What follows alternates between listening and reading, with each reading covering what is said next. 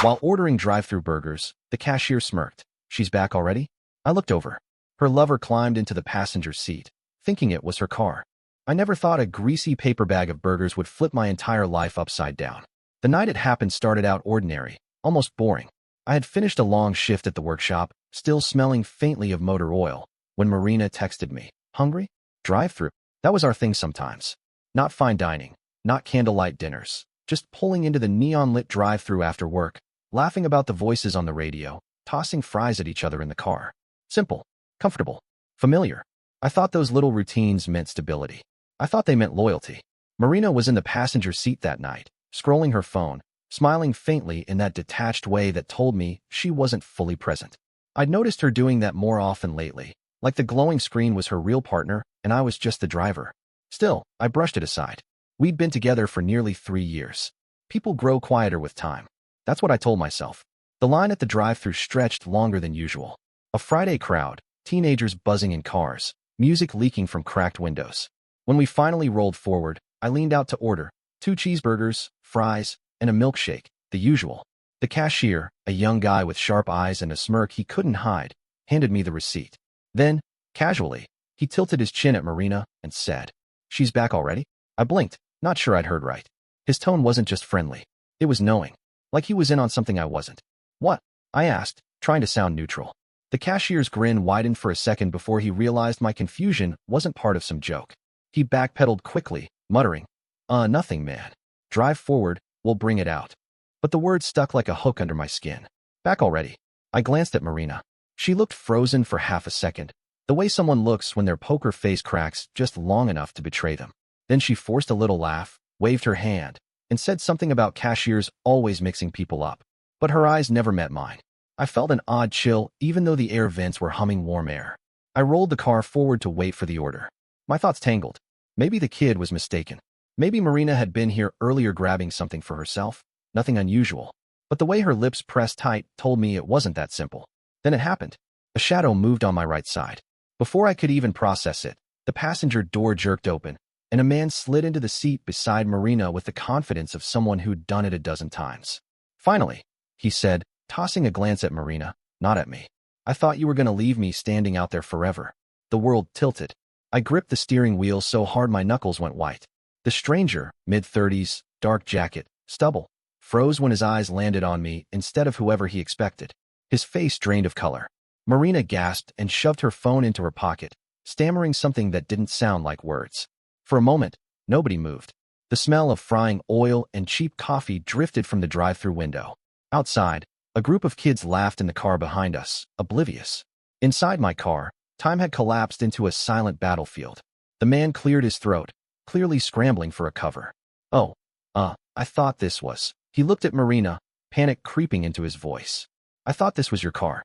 Marina's eyes darted everywhere, but at me. "Darren, it's not what." But I didn't let her finish.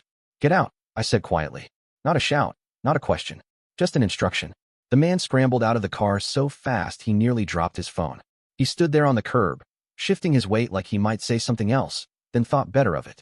He backed away, disappearing toward the dim parking lot. I didn't move. I just sat there, staring straight ahead. The paper bag of burgers arrived in the cashier's hand, awkwardly hovering through the window. I took it mechanically, thanked him flatly, and drove off. The ride home was thick with silence. Marina kept opening her mouth as if to explain, but I didn't give her the chance. My hand stayed steady on the wheel, but inside, gears were grinding furiously. Images from the past months replayed in my head. The late nights at the gym, the study sessions with friends, the sudden defensiveness if I asked where she was going. How many of those times had ended right here, under the glow of this drive-thru's neon sign? When we pulled into the apartment lot, I parked but didn't cut the engine. Marina finally spoke, her voice trembling.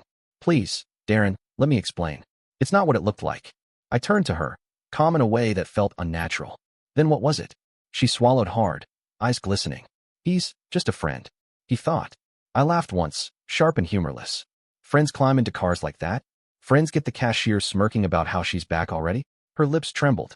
She looked smaller than usual, hunched in the seat like a cornered animal. But I didn't push. I didn't demand the truth right then. Because I already knew. Pressing her would only lead to half-baked excuses and practiced lies. Instead, I shut off the engine, tossed the bag of food onto her lap, and got out.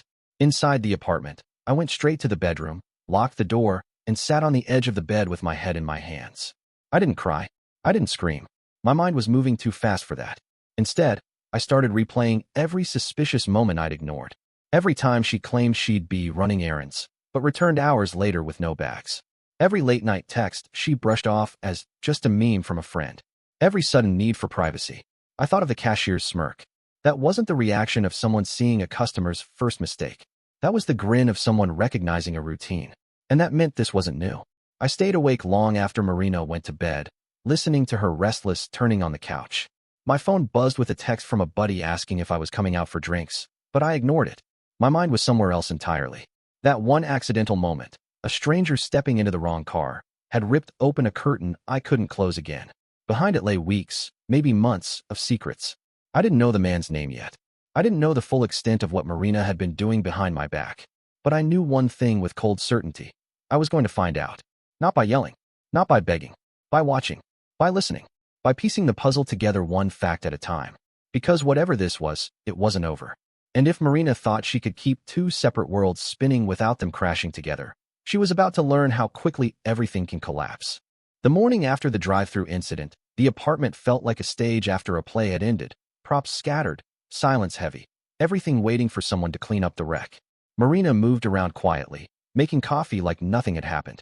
She didn't mention the man, didn't offer new explanations, didn't even try to laugh it off. That silence told me more than words ever could. She was waiting for me to either blow up or to pretend it never happened. I did neither. Instead, I carried on with routine. Ate breakfast, kissed her forehead, left for work as usual. But under the surface, my focus had shifted. I wasn't her partner anymore. I was her shadow. At the workshop, my hands worked on engines while my mind worked on Marina. The cashier's words replayed like a broken record. She's back already? If he had recognized her, that meant repetition. She hadn't been caught once. She'd been caught in a pattern. That evening, I made my first move. Marina was showering, her phone buzzing faintly on the counter. Normally, I avoided snooping. But now, boundaries had already been burned. I unlocked her screen with the code I'd memorized months ago, not out of mistrust, but convenience. At least, that's what I used to tell myself. Messages scrolled under my thumb. Nothing incriminating at first. A few harmless chats with coworkers, her sister reminding her about dinner plans. Then I saw it. A contact saved as dentist office. The thread was thin, mostly missed calls, short bursts of text, then deletions. But she hadn't been careful enough. One message remained. Tonight? I called the number. The voice that answered was unmistakable. The man from the drive-thru. Yeah, he said, casual, unaware. I hung up before he could say more. My pulse hammered. So it wasn't paranoia. It wasn't misunderstanding. Marina had gone far enough to disguise him as a professional service. That wasn't carelessness. That was premeditated deceit. I slipped the phone back and walked out before she finished showering. On the surface, everything looked normal. Inside, a plan was forming. The following days blurred into observation. I noticed small cracks widening. Marina lingered longer over her phone, always angling the screen away. She insisted on running errands alone. She became more affectionate suddenly, clinging to me at random moments, as though overcompensating. I didn't confront her. Not yet.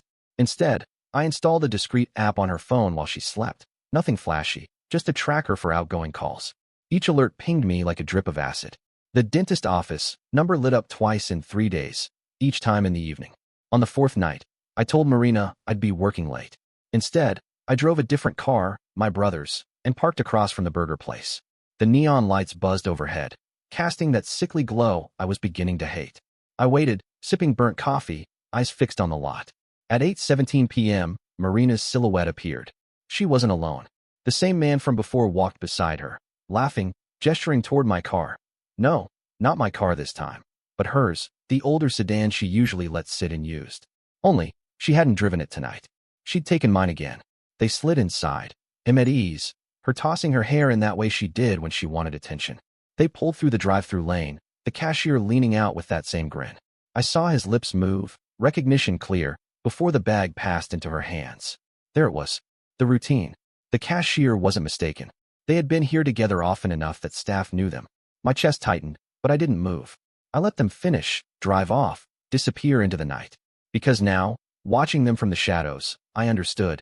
If I wanted this to end cleanly, I couldn't react emotionally. I needed evidence. Proof solid enough that even Marina couldn't spin it away. 2 nights later, Opportunity arrived. Marina left her laptop open while rushing out for groceries. Out of habit, I touched the trackpad. A chat app flickered awake. Her lover's name wasn't listed plainly, but the chat header read, T. That was all. Inside, I found fragments, half-deleted messages, conversations timed late at night.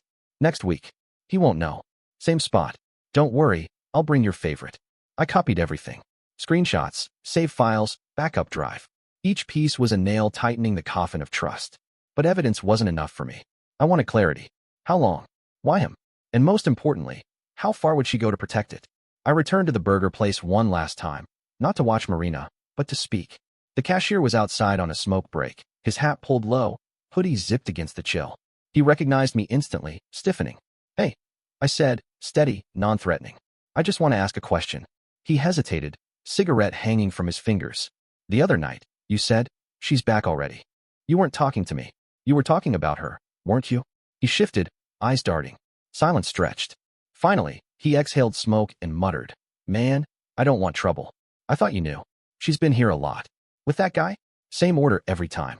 Always in your car. That's why I said it. I nodded, thanked him, and walked away. No anger, no threats. Just confirmation. That night, Marina came home later than usual. She carried a grocery bag with only 2 items inside, chips and soda. Her excuse about long lines barely filled the air before evaporating. I watched her from across the kitchen, noticing how her eyes flicked toward her phone every few minutes. The pieces had locked together now. The cashier's slip, the lover's mistake at the drive-thru, the disguise contact, the tracking app alerts, her late nights, the fake errands. This wasn't an accident. This wasn't some brief lapse. It was a full double life conducted in the open, using my car, my time, my trust as props. But still, I said nothing, because something inside me had shifted. Confrontation wasn't enough. If I exploded, if I screamed, she'd just deny, twist, maybe even turn it against me. That wasn't what I wanted. What I wanted was to strip the mask off in a way she couldn't recover from. I wanted her to see herself exactly as I saw her now. Reckless, careless, caught in her own web. And to do that, I'd need more than evidence. I'd need a trap. The following morning, Marina kissed me goodbye with a sweetness that felt rehearsed. As soon as she left, I sat down at the table with my notes, screenshots, and recordings. For the first time in days, I let myself smile. I knew where she went. I knew who she met. And soon, I'd know exactly what promises she whispered to him when she thought I couldn't hear. Because next time she slipped behind the wheel of my car, she wouldn't be alone. The car would be listening. Once the decision settled in my chest, it felt like iron. No more second-guessing. No more debating whether I had misunderstood. I had the outlines of the truth already. What I needed now was to draw them in their own colors, in a way so undeniable that even Marina's most desperate lies couldn't repaint it. So I spent the next week preparing. It started with the car. My car, the one Marina favored for her errands.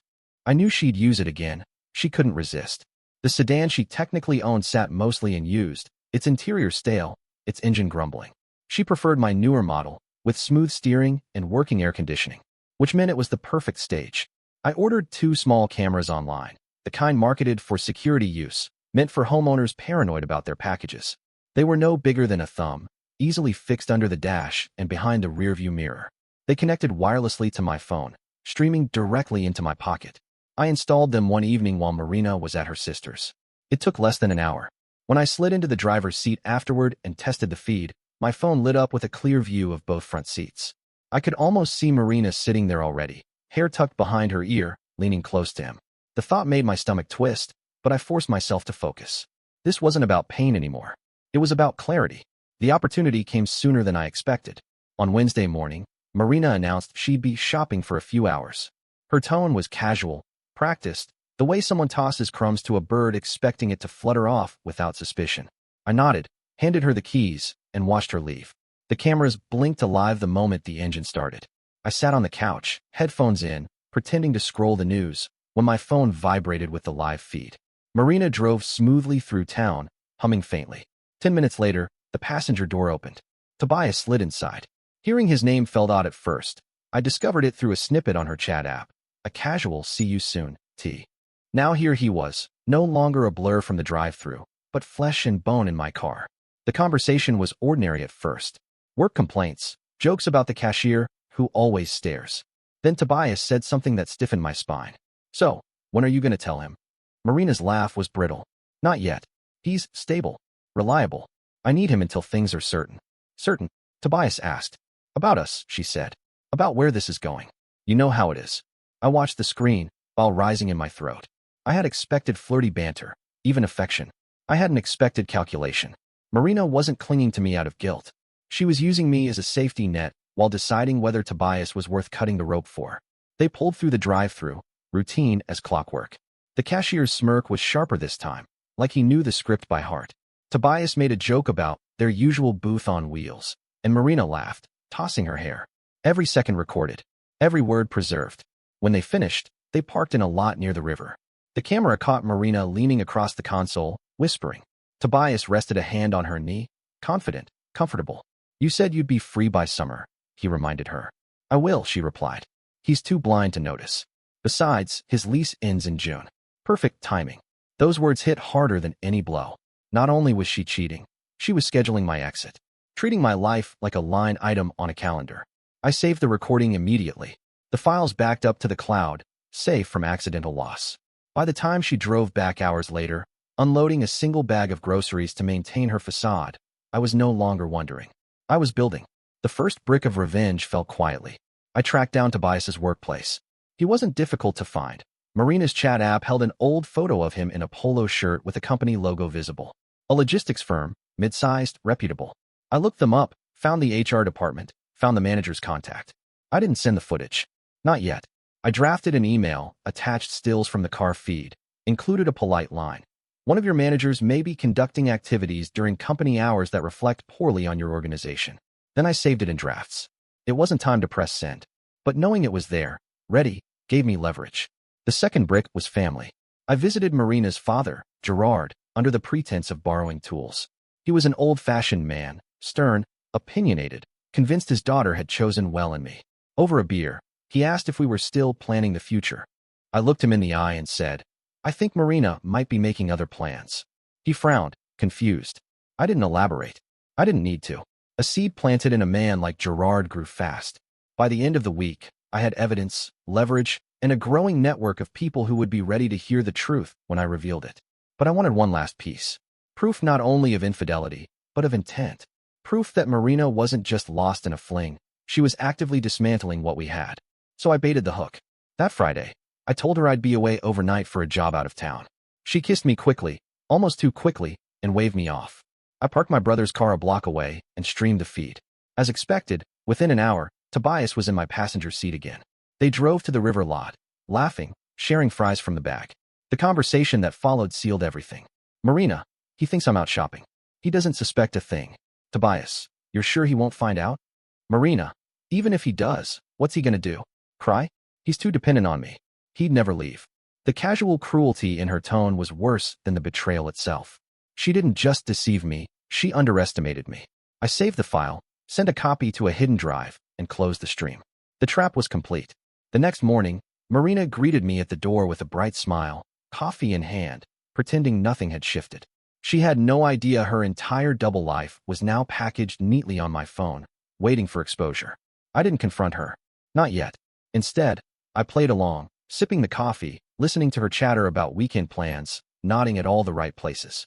Because what she didn't realize was that she was standing on a trapdoor, and I had my hand on the lever. By Sunday, the walls around her were primed. Tobias's company, Gerard, the cashier, if necessary. Even Tobias's girlfriend, another lead I'd uncovered through a tagged photo on social media, a woman named Sienna. She didn't know yet, but she would.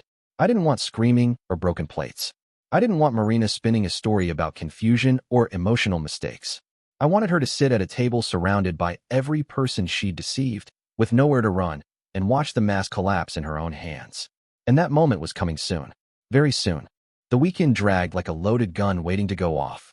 Every moment I spent beside Marina felt like sitting across from a stranger wearing her skin.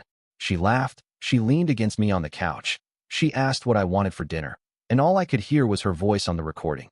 Even if he finds out, what's he gonna do? Cry? He'd never leave. She was wrong. By Monday, the plan was set. The recordings were organized, the screenshots labeled, the emails drafted. All that remained was choosing the stage. I wanted a place neutral enough that she couldn't claim I ambushed her in our home, but public enough that when the collapse came, it would echo. The cafe down the street worked perfectly. Quiet, Respectable, frequented by people we both knew. I invited Gerard, Tobias's girlfriend Sienna, and Marina herself, framing it as a casual coffee to catch up. Only Gerard questioned the setup, but I told him, "You'll understand when you get there." The morning of the meeting, Marina dressed carefully. She asked if I was nervous. I smiled and said no. At the cafe, I arrived first, chose a corner table with enough space for everyone, and waited. Gerard entered next, suspicion etched on his face. Sienna came soon after, looking tired, wary. Finally, Marina arrived, cheerful, carrying the same false brightness she had worn for weeks. Her smile faltered when she saw who else was seated. "What is this?" she asked, eyes darting between her father and the stranger she didn't recognize. I gestured to the chairs. "Sit. We'll talk." Reluctantly, she lowered herself into the seat across from me. I didn't start with accusations. I started with evidence. My phone slid across the table, screen glowing. The video played. Marina in my passenger seat, Tobias's voice clear, the two of them laughing, making plans, dismissing me as a fool. Her face drained of color. Gerard's jaw tightened, his hand curling into a fist on the table. Sienna leaned forward, lips parting in shock. Marina stammered, "Darren, please." I cut her off. "No explanations. Just listen." I played the second clip, the one at the river lot. Her words about needing me until the lease ended. About using me for stability. The cafe around us buzzed with low chatter, the clinking of cups, oblivious to the storm breaking at our table. When the recording ended, silence slammed down. Gerard spoke first, voice low and trembling with anger. "Marina, what the hell have you been doing?" She shook her head violently. "It's not. It's taken out of context." Sienna slammed her palm on the table. "Out of context? That's my boyfriend's voice. That's your hand on his leg." The denial collapsed under the weight of too many witnesses. Marina's composure cracked. She started crying, reaching for me, pleading, "I can explain. Darren, please." I pulled my chair back, her hands grasping empty air. "You had months to explain," I said. My voice was steady, calm, almost detached. "You chose lies instead. Now you can live with the truth." The fallout began instantly. Sienna stormed out, already pulling out her phone, no doubt ready to call Tobias and end whatever remained between them. Gerard stayed, fury radiating off him. He told Marina she had shamed him, shamed herself, and that she could forget about financial support from that day forward. Marina collapsed in her chair, sobbing, begging both of us not to abandon her. But abandonment wasn't the right word. Consequences were. I stood, placed a folder on the table, printed screenshots, copies of chat logs, photos. "This is for you, Gerard, in case she tries to tell another story later." Then I walked out. I didn't return to the apartment. My bags had been packed 2 nights earlier, stored at my brother's. By the time Marina came home from the cafe, she found an empty closet, keys left on the counter, lease papers signed over to her name alone. The next day, I pressed send on the email draft to Tobias's company. Within 48 hours, I received a polite response thanking me for bringing misconduct during work hours to their attention. A week later, word reached me that Tobias was suspended pending investigation. Marina tried to call, dozens of times. The first messages begged. The next accused.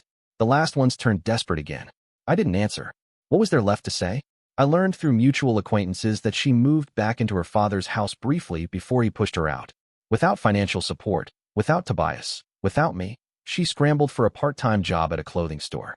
The image of her, once so certain of her own cleverness, reduced to patching together a life she had dismantled herself, was almost satisfying. Not because I wished her misery, but because she had built her world on deception, and when the mask dropped, there was nothing underneath strong enough to hold it together. As for me, the weeks after leaving felt strangely light. Pain lingered, yes. Betrayal leaves scars no evidence can fully explain.